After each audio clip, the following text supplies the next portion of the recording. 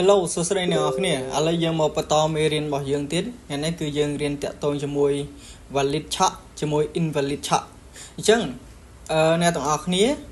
អ្នកខ្លះអត់ទាន់បានដឹងទេថា valid check ហ្នឹងវាយើងមើលទៅលើសម្គាល់អ្វីខ្លះអញ្ចឹងណាអ្នកនរគ្នាអញ្ចឹង valid check នេះវាបានធ្វើដំណើរទៅខាងលើបានបង្កើតmarket structure ហើយវាបានចុះមកវិញចុះមកខ្លាំងវាបាន close body នៅត្រង់ចំណុចនេះគឺជាឆក់ការបំបែកទិសដៅការបដូរទិសដៅរបស់ទីផ្សារណាអ្នកនរគ្នាចុះ invalid check យើងមើលឃើញថា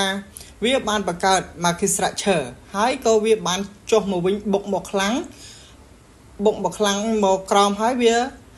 បានបង្កើតជាវិកហើយវា close body របស់វានៅខាងលើអ្នកនរគ្នានៅខាងលើនេះធ្វើឲ្យវា close ជាតវិចទេអញ្ចឹងអានេះគឺ invalid check គឺ fail ហើយយើងអត់អាចយកវាប្រើការបានទេគឺកន្លែងហ្នឹង fail ណាអ្នកនរគ្នាអញ្ចឹងយើងមកមើលអានេះមិន body របស់វា close នៅខាងក្រោមនេះយើងអាចចាប់នៅលើ body របស់វាខ្លាយទៅជា check ហើយនេះផ្សារនេះវាបានឡើងទៅលើវិញចាក់យកកន្លែង IVG នេះជាតំបន់ IVG ហើយបានវាបន្តមកក្រោមវិញតែសម្រាប់ invalid check វាបានធ្វើការបង្កើត market structure ហើយវាចុះមកវាបាន close ជា weak body វានៅខាងលើគឺផ្សារនឹងបន្តឡើងទៅលើទៀតហើយអញ្ចឹងអានឹង fail គឺអ្នកទាំងអស់គ្នាធ្វើការយកវាអត់បានទេសម្រាប់ down trend អ្នកទាំងអស់គ្នាមើលទៅគឺដូចគ្នាដែរប៉ុន្តែគាត់វាប្រច្រាស់គ្នាអញ្ចឹងណាវាបានធ្វើការចុះមកបង្កើត market structure បន្ទាប់មកទៀតវាបានឡើងទៅលើវិញ close ជា body បង្កើតជា check កាលណាដែលវាបង្កើតជា check ហើយវាបានចុះមកវិញចាក់យក IVG នៅតំបន់នេះបានបន្តឡើងទៅលើវិញអញ្ចឹង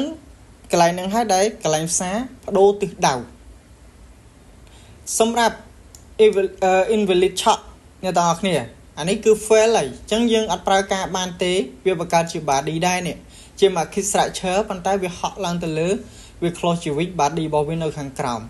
ពេជ្រនេះណាអញ្ចឹងគឺយើងធ្វើការយកអត់បានទេអញ្ចឹងផ្សារហ្នឹងគឺនៅតែបន្តចុះអញ្ចឹងអ្នកទាំងអស់គ្នាសង្ឃឹមថាអ្នកទាំងអស់គ្នា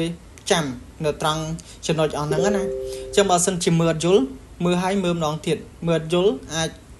ឆាតមកខ្ញុំផ្ទាល់ខ្ញុំនឹងធ្វើការបរៀនអ្នកទាំងអស់គ្នាបន្ថែមបញ្យល់បន្ថែមណាអូខេ